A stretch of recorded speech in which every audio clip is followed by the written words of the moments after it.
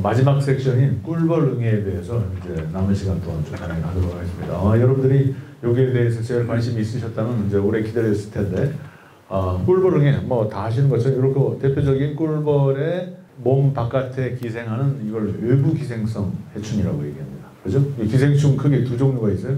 몸 안쪽에서 기생하는 애들이 있고 우리 저 장기에 기생하는 애들이 있죠. 여러분들 뭐 잘 아시는 회충, 요충, 편충, 뭐 십이지장충 이게 다 우리 몸 안쪽에 장기에 기생하는 애들이고 몸 바깥에 기생하는 애들이 이제 이런 것처럼 꿀벌응애처럼 이렇게 그래서 이 크기가 이제 이런 모양인데 이 크기가 이걸 사람 몸으로 치면은 볼링볼 크기라고 해요. 볼링볼 크기 굉장히 큰 거죠. 우리 사람 몸속에 볼링볼이 요만한데 이런 거 한 마리 뭐 한두 마리씩 지고 다닌다든지 그런 생각을 하시면 굉장히 큰 영향을 준다고 볼 수가 있겠죠. 이 꿀벌응애는 이렇게 배의기 때 특히 이제 내역봉 안에 내역봉이 외부에 달라붙어서 기생을 많이 합니다. 그리고 얘네가 이렇게 기생을 하고 실제로 흡집을 할 때 과거에는 얘네가 꿀벌의 피를 빨아먹는 걸, 체액을 빨아먹는 걸로 알려져 있었습니다만 사실은 이제 최근 연구에 따르면 얘네가 이게 안쪽에 이렇게 이게 바로 뭐냐면 꿀벌의 우리 사람으로 치면 간에 해당되는 기관인데 이걸 지방체라고 얘기하는데요. 이 지방체는 이게 바로 꿀벌의 큐티클이라고 하는 피부입니다. 딱딱한 그 외골격이죠. 이 안쪽에 이렇게 퍼져 있어요. 얘네가 여기 딱 달라붙어 가지고 특히 마디하고 마디 사이에 끼어 들어가서 거기에다 주둥이를 끼우고 간을 빨아먹는 거예요. 물론 이제 간만 빨아먹을 수는 없으니까 체액도 같이 빨아먹습니다만 간을 빨아먹는 걸로 되어 있고 근데 왜 하필이면 간입니까?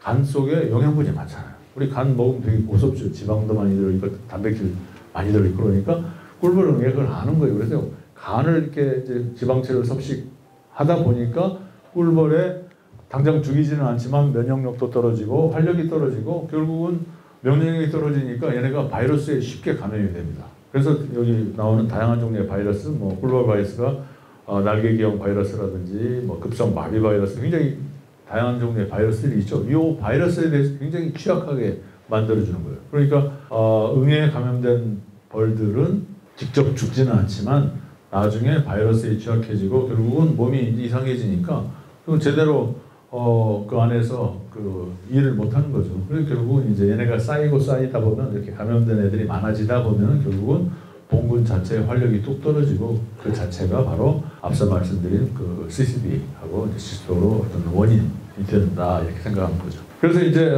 외국의 경우에는 바로 아까 말씀드렸던 콜로니 콜랩스 디소더 봉군 부계중후군하고 이 응애가 관련이 있다 이렇게 돼 있고 우리나라에서도 사실은 최근에 보고됐던 월동폐사의 주원이 이제 작년 재작년 저희가 거의 한 1년 반 동안 2021년도 겨울이었나요? 22년도 겨울이구나. 처음에 월동폐사가 보고되고 나서 이제 정부하고 뭐 일부 그 연구팀들이 이제 원인을 저희가 찾아서 조사를 했더니 이 최근에 공교롭게도 꿀벌응애 저항성이 굉장히 많이 발달이 되는데 그러다 보니까 과거에 다 방지가 됐을 걸로 생각했던 꿀벌응애가 겨울철에 방제가 안 되고 있었다는 거죠. 그러다 보니까 이듬해 밀도가 확 올라가고 이런 것들이 이제 반복이 된 결과로 결국은 월동폐사가 유발이 됐다 이렇게 보는 거고요. 결국은 이제 이 이유는 약제 저항성이 가장 큰 원인이었다 이렇게 보는 겁니다. 근데 이제 벌통 안에 보면은 사실은 꿀벌응애뿐만이 아니고 남원 지역에 가시응애가 좀 많이 발생이 되고 있나요? 어떻습니까? 이쪽에서 가시응애가 많이 혹시 보신 분 계신가요? 뭐 이쪽은 그렇게 큰 문제는 아니고 저희가 작년도에 이제 제주도 지역의 농가를 방문을 해서 조사를 하다 보니까 뭐 가시응애가 꿀벌응애보다 훨씬 높은 밀도로 퍼져 있는 경우가 있더라고요. 근데 이제 아시다시피 가시응애는 이렇게 되어 있습니다.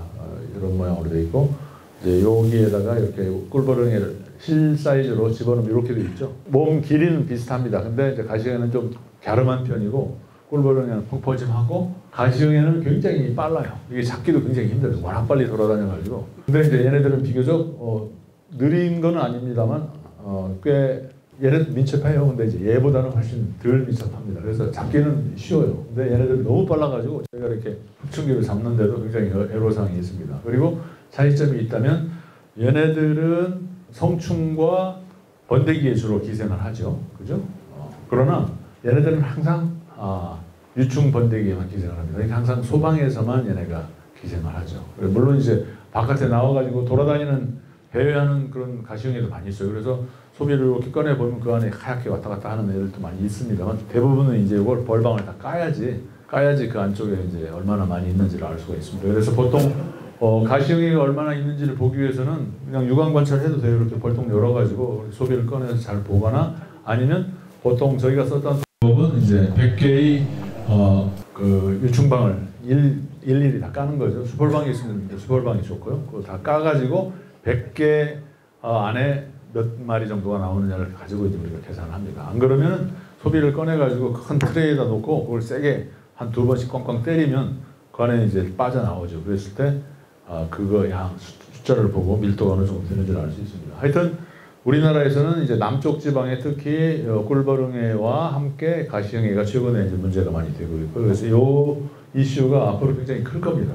점차적으로 이제 기후 변화 때문에 북상하고 있어서 사실은 경기도 지역에서도 이게 저희가 보니까 관찰이 된 적이 있었어요. 물론 이제 월동을 못 하니까 겨울철 되면 다 사라질 거로 생각을 합니다만 하여튼 그런 적이 있었고 그 다음에 이제 최근에 기문응애가 국내에서 뭐 보고는 됐다고는 합니다만 실물이 관찰된 건 하나도 없고 이제 DNA를 조사를 해보니까 일부 봉변에서 기문응애가 보고됐다는 그런 보고는 있습니다. 근데 아마 여러분들 요거는 별로 아직 못 보셨을 거예요. 근데 우리나라 이 꿀벌응애 굉장히 큰 이슈가 되고 있다, 문제가 되고 있다 볼 수 있죠. 근데 요거는 이제 아마 여러분들이 잘 이제 뭐 굳이 이거 보실 필요 없습니다. 이게 개통도라고 하는 거예요. 개통 발생도라고 하는 거죠. 그래서 살아있는 생물체가 주변에 있는 다른 생물체하고 어떤 관계를 가지고 있는지를 보는 거예요. 제가 이 그림을 보여드린 이유가 이게 앞 그림 다시 한번 보시죠. 여기 얘네가 다리가 몇 쌍입니까? 4쌍이죠. 하나, 둘, 셋, 넷. 얘네도 하나, 둘, 셋, 넷.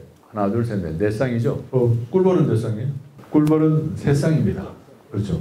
그래서 다리가 6개 있는 거, 3쌍 있는 게 곤충이에요. 그럼 다리가 4쌍 있는 건 뭡니까? 얘네들은 곤충이 아니죠. 곤충이 아니고 얘네는 이제 응애 종류입니다. 응애나 진드기 종류. 그래서 크게 보면 거미강에 속하는 겁니다. 여러분들 거미 기억나시죠? 뭐 그 호랑거미나 뭐 집거미, 땅거미들 잘 보시면 거기 다리가 4쌍이에요. 그래서 제가 이제 이 그림을 보여준 게 여기가 곤충이 바로 여기 나비 요게 곤충입니다. 곤충이 속한 그룹이 여기 있으면 여기서 한참 떨어져 가지고 응애가 속하는 그룹이 이제 바로 여기인데 얘는 거미하고 훨씬 가까워요. 전갈, 거미, 전갈부치 뭐 이런 애들하고 굉장히 가깝다. 그래서 사실은 이거를 이제 우리가 꿀벌 응애가 가장 표준 말입니다. 꿀벌 진드기도 틀린 말이고요. 그다음에 발화 응애 이것도 틀린 말이고 또 어떤 분들은 뭐 이걸 진드기 하시는데 진드기 아니에요. 그냥 이걸 사실은 진드기하고 꿀벌 응애라는 거하고 진드기는 거의 비슷합니다만 우리나라에서는 이제 표준 말로 이 응애를 꿀벌 응애로 부르기로 했습니다. 그러니까 혹시라도 앞으로 여기 계신 분들은 이 꿀벌 응애를 다른 말로 좀 부르지 마시고 뭘로 부르라고요? 꼭 꿀벌 응애로 좀 불러주십시오. 꿀벌 응애입니다. 뭐 어떤 분은 진딧물이라고도 하시고 진드기라고도 하고 그러시는데 그건 항상 꿀벌 응애입니다. 곤충과는 다르고 그래서 곤충하고 조금 생리가 달라요. 비슷한 점도 많지만 좀 생리가 다르다. 이걸 여러분들이 기억을 해주시면 좋겠습니다. 꿀벌 응애는 아주 복잡한 그런 생활사를 가지고 있어요. 그래서 여기 보시는 것처럼 이렇게 꿀벌이 달라붙어 가지고 이제 이렇게 요게 떨어져서 유충 방으로 들어갑니다. 딱 처음에 들어갔을 때는 요 유충 바로 밑에 숨어 있어요. 왜? 아니면 일벌이 돌아다니면서 이상한 게 있으면 이거 다 잡아 죽이거든요. 그러니까 그걸 피해 가지고 이게 안쪽에 있는 게 먹이입니다. 먹이 밑으로 들어가 가지고 잠수를 해요. 잠수. 숨어 있는 거예요. 그러면 이제 유충에 그걸 피했다가 번개가 딱 되고 나면은 이제 그때는 이제 지세상이죠. 그래서 이 안에서 자유롭게 돌아다니면서 요때 요게 이미 교미를 하고 들어온 암컷입니다. 알을 낳고 또 낳고 또 낳고 또 낳고 또 낳는데 요 첫 번째 알 낳고 그 다음에 30시간 간격으로 한 번씩 더 알을 낳습니다. 그럴 때 맨 첫 번째 알을 낳을 때 얘네가 몸에다가 정자를 저장해 놓는 저정랑이라고 하는 기관이 있어요. 근데 그걸 잘 조절을 해가지고 첫 번째 알을 낳을 때는 그걸 꽉 닫아놔요. 그러면 정자가 안 나오죠? 그럼 그 알은 수정이 안 된 채로 나오는 무정란이 됩니다. 무정란이 되면 얘네가 항상 뭘로 발달을 하냐면 수컷으로 발달을 해요. 수컷으로 발달을 하고 그 다음 30시간 후에 알을 낳을 때는 그때는 이제 저정랑의 그 관을 딱 열어가지고 정자를 보내줘요. 그럼 그때는 어떻게 돼요? 수정이 되죠. 수정이. 그때는 이제 수정된 알은 암컷으로 발달이 돼요. 그러니까 맨 처음에 나오는 요 새끼는 이 첫 번째 알은 이제 그 수컷이 봉개하고 나서 한 9일 후에 수컷이 나오고 그 다음에 또 한 이틀 정도 지나면 한 10일이나 11일 후에 첫 번째 암컷 성충이 나오는데 사실은 이게 제일 큰 오빠가 되고 바로 밑에 여동생이 나오는 거죠. 그리고 둘째 여동생 나오고 셋째 여동생까지 봅니다. 근데 이게 이제 보통 요 사이클이 요게 바로 수펄은 일벌보다 한 이틀 정도 더 길죠. 생활사가. 그러니까 수펄방을 선호하는 이유가 수펄이 뚱뚱하고 뭐 맛도 있겠지만 얘네가 오래 살기 때문에 오래 번데기 시간을 거치기 때문에 알을 한두 번 더 낳을 수가 있어요. 그러니까 응애 입장에서는 수펄방에 들어가면 새끼를 많이 만들 수 있으니까 훨씬 더 유리하게 되는 거죠. 그래서 얘네가 이제 이렇게 딱 되게 되면 이때 수컷은 이제 봉개 한 9일 후에 이미 나와가지고 기다리고 있어요. 여동생 나오게. 왜? 뭐 하라고? 교미하려고. 결국은 여기서는 이제 가장 근친 교잡이 일어나는 겁니다. 그래서 오빠하고 여동생하고 교잡이 일어나는데 사람이 만약에 그렇게 근친 교잡을 했으면 어떻게 돼요? 금세 문제가 생겨 유전적으로. 근데 의는 희한하게 그렇게 근친 교잡을 해도 큰 문제가 아직 없는 것처럼 보여요. 물론 이제 그 문제를 극복하기 위해서 응애가 바깥으로 나갔다가 왜 어떻게 나가요? 성충범이 붙어서 나가죠. 그러면 꽃에 딱 떨어져 가지고 이 꿀벌을 교체하는 그런 것들이 많이 보고됩니다. 왜? 그래서 전혀 다른 벌통으로 들어가야지 유전적으로 완전히 다른 그룹에 들어가서 이렇게 근친 교잡이 일어나는 걸 최대한 방지를 할 수 있겠죠. 하여튼 아직 풀리지 않은 신비입니다. 근데 중요한 거는 얘네가 결국은 보시는 것처럼 요 안에 들어가면 이제 봉개가 되고 나서는 그 안에 딱 갇힌 상태에서 생활을 하는 거예요. 그러니까 여러분들이 아무리 밖에다가 약을 뿌려봐야 들어갑니까? 안 들어가요. 그래서 결국은 응애 방제가 굉장히 어려운 이유가 꿀벌 응애가 거의 생활을 10며칠을 결국은 유충방 안에서 생활하다가 이제 이때 번데기가 우아할 때 얘네가 자체적으로 못 나와요. 뜯고 나올 수가 없습니다. 밀랍을. 그러니까 성충 이제 일벌이 성충이 돼서 번데기에서 성충으로 우화를 하고 이걸 뜯고 나올 때 그때 같이 따라 나오고 수컷은 대부분 그 안에 남거나 바로 나왔다 하더라도 그냥 금세 죽어요. 그리고 이제 여기서 이렇게 새빨간 애가 엄마 응애고 그다음에 요 색깔이 좀 옅은 게 이게 이제 2마리에 혹은 3마리의 딸 응애가 같이 나오는 거죠. 그러면 얘네가 바로 나오면 얘네는 다시 이렇게 성충에 올라타 가지고 최소한 3일 이상을 달라붙어 가지고 빨아먹어야 돼요. 이걸 이제 기생 단계, 이걸 뭐라고 그러냐면 배회 단계 이렇게 얘기를 합니다. 꿀벌 응애가 방제가 가능한 시기는 바로 요때예요, 요때. 그리고 나온 애들은 항상 아까 제가 말씀드린 것처럼 3일 정도를 달라붙어 있는데 정확하게 왜 이게 필요한지는 아직 정확하게 알려져 있지 않아요. 다만 이제 저희가 추정을 하기에 성충을 꼭 먹이를 한번 성충의 그 지방체를 빨아 먹어야지 결국은 얘네가 앞으로 교미하고 산란할 때 필요한 뭔가 영양분이나 에너지를 거기서 얻을 수 있다 이렇게 이제 추정을 하고 있습니다. 이것도 연구가 필요한 부분이에요. 근데 여기서 이제 핵심적인 내용, 여러분들한테 전달드리고 싶은 내용은 꿀벌 응애는 거의 대부분을 이렇게 기생 단계로 살고 있고 이제 극히 일부만 밖에 이제 배회 단계를 하기 때문에 이때만이 유일하게 우리가 약재를 이용해서 방제할 수 있는 기회라는 거죠. 그런 점이 방제상의 어려움인데, 그럼 응애를 방제하기 위해서 사실은 이제 가장 유력하게 우리가 많이 쓰고 있는 가장 효율적인 방법이라는 게 바로 화학 약재를 사용하는 겁니다. 그죠? 여기는 이제 크게 보면은 인간이 합성한 합성 약재도 있고 아니면 천연물들, 자연계에서 존재했던 물질을 갖다 쓰는 것도 있죠. 뭐 개미산, 옥살산, 다이몰 이런 것들이 이제 천연물이라고 알려져 있죠. 그리고 여기 보시는 것처럼 이렇게 코마포스나 아미트라즈, 뭐 시미아졸, 플루바니트, 플루메신 이런 애들은 다 아마 여러분들이 가장 많이 쓰고 있는 그런 합성 살비제들이에요. 그죠? 이제 이쪽에다 제가 이제 펜프록시메이트하고 페나자킨이라고 하는 약을 이제 썼는데 요에 굉장히 중요한 의미가 있습니다. 이건 뒤에서 다시 말씀드리고요. 그러면 이제 응애 방제를 위해서 크게 이렇게 이제 이런 뭐 피라미드를 그려놨는데 응애 방제는 크게 경종적 방제, 기계적 방제, 화학적 방제 이렇게 나눠집니다. 그죠? 그럼 뭐 화학적 방제는 좀 전에 말씀드린 것처럼 다양한 종류의 화학 살리비제를 사용하는 거예요. 사용하는 건데 그거 말고도 사실은 우리가 간과하고 별로 쓰지 않고 있는 방법들이 있는데 이 방법이 상당히 중요합니다. 그래서 경종적 방제라고 하는 것은 응애의 생식을 억제하는 거예요.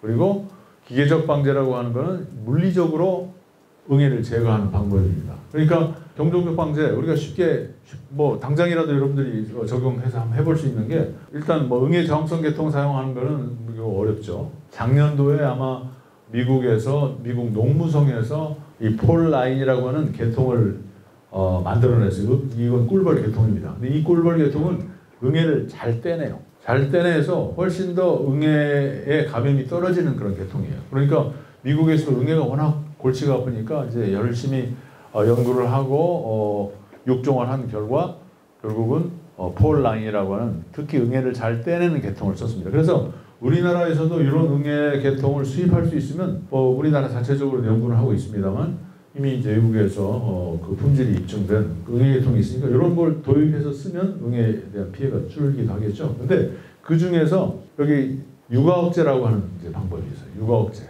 이 육아억제는 뭐냐?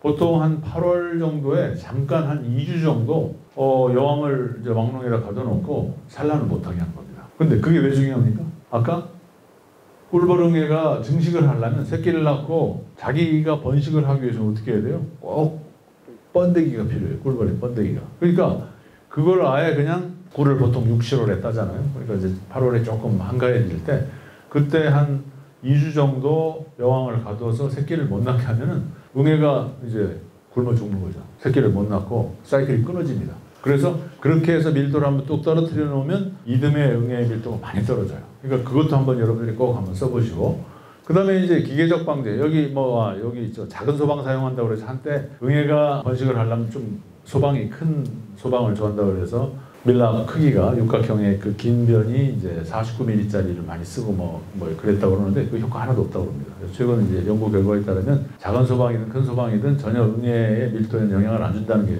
정설로 들으니까 요거는 사실 이제 그래서 제가 이게 퀘스천 마크를 붙여놨죠. 그 다음에 기계적 방제는 이제 응애 트랩을 이용하거나 그다음에 스크린 바텀 보드라고 그래서 이렇게 밑에 구멍이 있어 응애가 한번 떨어지면 다시 못 끼어 올라가게 만든 거예요. 그래서 이제 그런 애들도 방제 효과가 있다고 그러고 그 다음에 이제 슈거 파우더 본당을 이용해 가지고 틈틈이 응애를 잡을 수 있으면 이것도 나름대로 응애 밀도를 떨어뜨리는 데 상당히 도움이 된다는 얘기를 합니다. 그래서 이런 것들을 이제 일단은 종합적 해충 관리, 응애 관리 측면에서 이런 방법들을 좀 동원하는 것도 좋다. 이렇게 말씀드리고 그 다음에 우리가 지금까지 가장 많이 써왔던 화학적 방제는 고루고루 천연살미제랑 합성살미제를 같이 섞어서 써야 된다는 거죠. 천연살미제는 이제 개미산, 옥살산, 티몰 등이 있고 합성살미제는 앞 슬라이드에서 말씀드렸던 것처럼 다양한 여러분들이 지금까지 써왔던 약재들인데 이 중에서 쿠마포스라고 하는 약재는 이제 대표적인 유기인계 꿀벌응애 살미제인데 우리나라에서는 이제 희한하게 한 20여 년 동안 이걸 전혀 사용을 안 했었습니다. 아마 이제 쭉 거슬러 올라가 보니까 20여 년 전에 아마 우리나라 그 꿀 어디에선가 이 쿠마포스가 오염이 돼가지고 식품상의 어떤 문제가 있었다 해서 이제 쿠마포스에 대한 경각심이 높아지는 바람에 쿠마포스가 그냥 갑자기 사용이 안 될 상황. 그래서 지금은 쿠마포스를 이제 찾기가 어려워요. 제가 뭐 찾아보니까 중국에 수입하는 그런 쿠마포스가 있긴 하던데 굉장히 구하기 어렵다고 그럽니다. 근데 문제는 이제 뒤에서도 제가 여러 번 반복을 하겠지만 우리나라에서 가장 많이 사용하는 살미제가 지금까지는 플루바리네이트였어요. 피레스로 얘기했던. 근데 그 약제에 대해서는 저항성이 굉장히 높은 수준으로 발달이 돼서 여러분들이 사용을 해도 효과가 별로 없습니다. 그럼 뭘 써야 되느냐? 제일 많이 쓰는 게 못 쓰게 됐으니까 그랬을 때 그러면 차라리 쿠마포스가 대안으로 대체제로 쓸 수가 있는데 문제는 이제 쿠마포스가 유통이 잘 안 되니까 여러분들이 실제 사용하시기가 어렵다는 거죠. 뒤에서 다시 말씀드릴게요. 그래서 이제 문제는 요 개미산, 옥살산, 티몰이 뭐 꿀벌에 대한 독성은 사실은 이것도 독성이 있습니다. 사람에 대한 독성은 별로 없죠. 근데 가장 큰 단점이라면 처리 표준화가 안 돼요. 특히 이제 이 옥살산이나 개미산 같은 경우에는 약재가 증발이 돼서 훈증작용을 하는 약재들입니다. 그러니까 이게 기후 환경에 굉장히 영향을 많이 받아요. 그날 날짜가 오늘이 예를 들어서 장마기 때 약치면 어떻게 돼? 약효가 떨어지죠. 그렇죠. 그러니까 예를 들어서 습도가 높은 날은 기화가 잘 안 되기 때문에 효과가 뚝 떨어집니다. 건조한 날 굉장히 독성이 높아져요. 잘 죽여요. 근데 꿀벌도 영향을 받습니다. 그래서 이게 이제 정확하게 그 쓰는 방법에 대해서 표준화가 안 돼 있고 하다 보니까 이제 혼선들도 많이 있고 그다음에 옆 농가에서 쓰는 방법 그대로 했더니 나한테 똑같이 효과가 있는 게 아니고 꿀벌이 많이 상한다든지 하는 농가마다의 특별한 상황에 따라서 또 약효가 왔다 갔다 하는 그런 문제들도 있고 그래서 처리 필요한다는 거고요. 그다음에 이 합성살리비자 같은 경우는 이제 이 약제의 그 저항성 발달 문제가 외국에서는 이미 플로바네이트, 구마포스, 아미트라즈 모든 약제에 대해서 이 저항성이 다 발달이 되어 있습니다. 다만 이제 우리나라에서는 현재까지 플로바네이트의 저항성은 굉장히 높은 수준으로 판명이 됐지만 아미트라즈나 구마포스는 아직 설령 발달이 돼 있어도 초기 단계인 것처럼 보인다 이렇게 생각을 하고 있습니다. 그래서 이 얘기는 이제 아까 말씀드렸던 것처럼 이제 설문조사를 해봤더니 우리나라에서는 거의 50% 이상의 농가에서 스트립 형태의 플로바네이트 약제를 가장 많이 사용한다. 그러니까 이게 이유가 다 있죠. 왜? 얼마나 쓰기가 좋습니까? 다른 거는 뭐 스프레이도 해야 되고 뭐 훈중 처리를 해야 되고 그러는데 이 플로바네이트는 그냥 벌통 뚜껑 열어가지고 소비 사이에다가 스트립 한 2매 정도 딱 집어넣고 뭐 어떤 분들은 뭐 4매, 뭐 6매까지도 끼워 넣던데 그러면 안 돼요. 진짜로. 쓰라는 양념만 딱 써야 되는데 계속 이제 우리나라에서 저항성이 이렇게 발달이 촉진이 되는 가장 큰 이유 중에 하나가 조금은 농가에서 너무 과도하게 이 약제를 남용하지 않았나 이렇게 생각이 듭니다. 하여튼 앞으로는 어떤 약제를 쓰시더라도 이게 방제 효과가 조금 떨어진다고 생각이 들 때 그냥 이거 좀 더 많이 쓰면 좋지 않을까라고 생각하시지 말고 이 약제가 효과가 없으면 혹시 다른 약제를 해야 되지 않느냐라고 하는 데에 대해서 여러분이 한번 생각을 해주시면 좋겠다는 말씀 드릴게요.